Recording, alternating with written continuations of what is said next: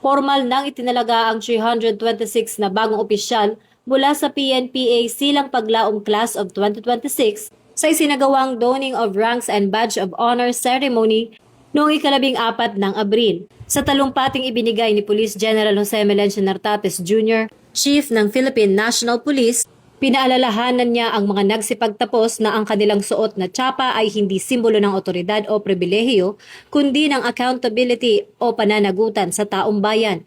Binigyang diin niya na sa oras na sumabak na ang mga ito sa kalsada, ang bawat desisyon at galaw nila ay magsisilbing refleksyon ng buong organisasyon.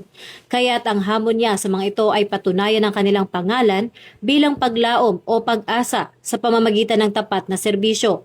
Kasabay ng pagtanggap sa mga bagong opisyal, muling iginiit ni Police General Nartates ang kanyang advokasya para sa anti-hazing reforms at pagbuwag sa mga unorthodox na tradisyon sa loob ng akademya. Ang pahayag na ito ay kasunod ng napaulat na maltreatment sa ilang kadete, kung saan iniutos ng hepe na dapat ay maging agents of change ang mga bagong graduate upang tuluyang mabago ang kultura ng PNP.